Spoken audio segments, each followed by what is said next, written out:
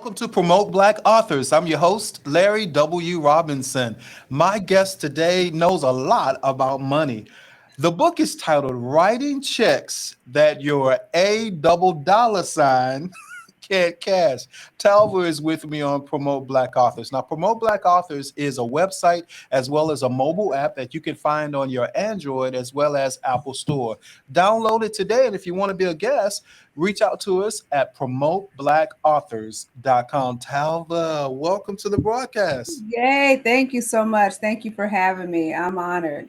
All right, so the book is titled Writing Checks Your A Double Dollar Sign Can't Cash. Tell me a Yeah. little bit about that. Okay.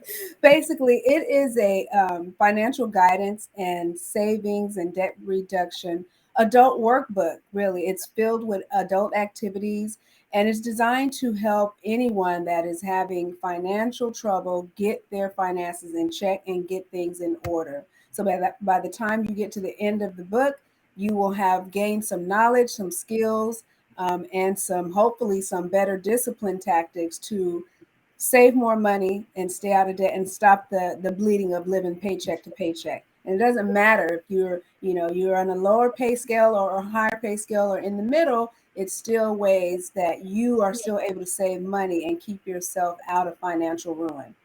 All right. Well, I was going to ask you what promoted you to write this book? One of my one of my very close friends actually pushed me to write it because I've always been very fiscally fit. At a Mhm. very young age, just from my background, I learned early to save money. And because of that, a lot of people around me admire that about me. And at the pushing of a friend, as I said, I finally decided to go ahead and put something together to help other people because people come to me anyway all the time to ask for tactics and help and guide them on how do you do it? How do you do it? So I'm like, you know what? Let me just go ahead and create some type of book or workbook and put it out there for anyone that may need it. All right. Now, I'm just curious, like, what's your general target audience that come to you for advice about money? Young adults, and all in between. Basically, anyone that feels like they need help saving money and getting out of debt or staying out of debt. So my target audience is an adult reader. Gotcha. Now Yeah. let's talk specifically about credit because that seems to be a big topic today. Big topic. People Yeah. are in credit card debt and just Yeah. have credit or debt from other issues.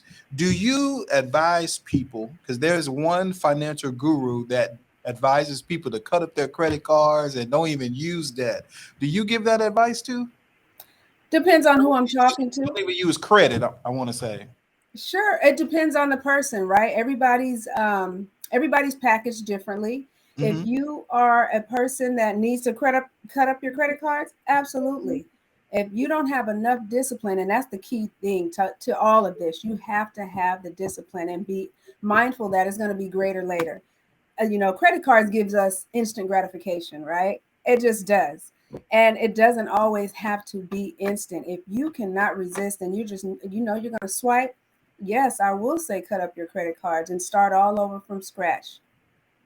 I've Now, said what that. What advice do you give for people that have literally one of the sayings is more month than money? In other words, they have more obligations, more bills than the amount of money that they actually bring in each month. Do you have any advice for them on how they can create more wealth and create more money? Oh, absolutely. Start a side job, get a second job, and even a third. There's so many ways to generate streams of income now in our society with technology. I don't care what you have or what you do. We all have some type of gift, right? So Mhm. one of the big things I say is package up your gift and start selling it. Whatever you know you're really good at, or whatever you think you're really good at, right? Mhm. Research those topics, get involved with people that are doing what you want to do or what you're good at, and start marketing yourself and packaging yourself and sell yourself. Generate more income. And another thing about that too, a lot of people think, oh, I don't have enough.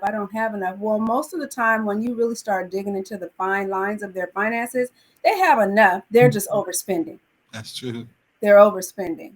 Yeah. Now, for young people, what advice do you have for them? Like I was had was talking with a group of young people that were trying to enter the job market and trying to figure out ways to go get a job. Sure. But as we talked a little deeper, no job, there were no current jobs that fit what they really wanted to do. And Yeah. so my question was, well, what's keeping you from doing what you really want to do? And so one of the young guys was like, well, don't I have to get a job first? So I said, well, why can't you hire yourself? Why can't you create your own lane? And they was like, well, am I old enough? I was like, well, absolutely. So what advice do you give for people that are creatives that may not want to go into the job market, but that want to create their own path and then chart a course? I'm so glad you asked that. I actually train classes to do just that for young people. I Mhm. actually offer a free class every month for young adults or young people that want to venture off and start their entrepreneurship journey, basically. So, if you're going to do that, that's absolutely fine. Just make sure you're doing it the right way. You know, a lot of people will throw out these terms to people and say, oh, just start a business, just start an LLC, but they still give you no guidance. You don't know where to start, what forms to file, what legal structure you should structure your business in, and so on and so forth. So I'm all for that. But I'm also for doing it the right way so that one, you don't get yourself caught up in a rabbit hole of financial debt. We don't want to do that from the beginning. That's something you want to avoid. So don't just go out and try to start a business. And before you've even started, you've already dug yourself in a hole, because that can happen very easily if you don't know what you're doing. So yeah, that'd be my main thing. Do that. I'm all for entrepreneurship. Just make sure you're getting the right advice and you're going about it the right way.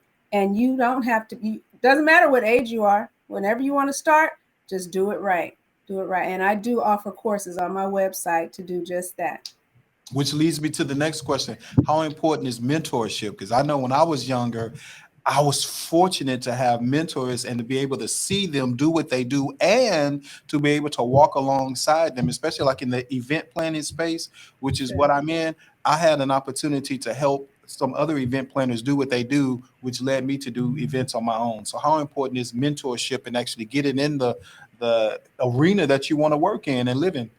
It is the most one of the most important aspects of it. You need a mentor. If you can find someone that's willing to take you under their wing and guide you, I mean, it's priceless. It's priceless. So it is very, very important. If you can find someone, get someone, stay under someone who will guide you all the way. Yeah. Now, the book is titled Writing Checks Your A Double Dollar Sign Can't You Cash. want me to say it for you? You can if you want to say it. Writing checks your ass can't cash. We Come need on. to stop doing that. Yes. All right. It's a book you need to help guide you on eliminating debt as well as building financial security for Yes. yourself and for your family.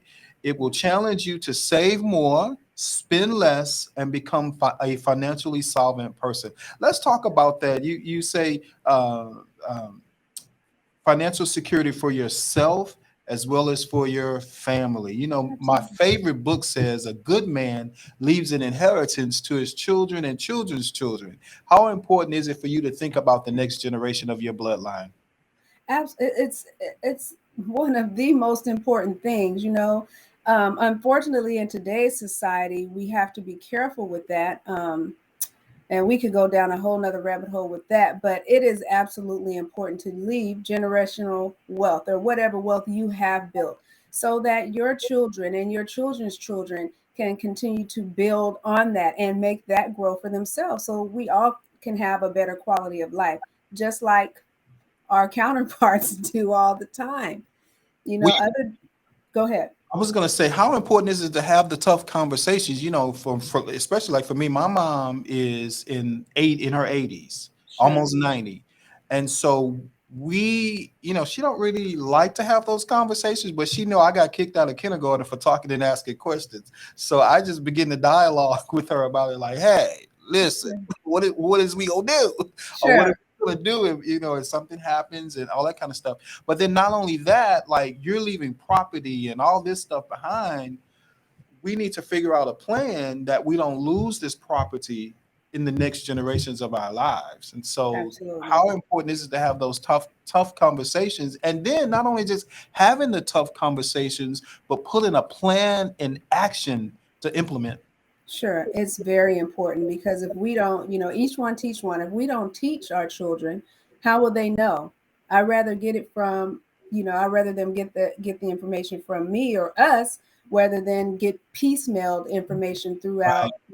throughout the streets or their friends who are also ill informed.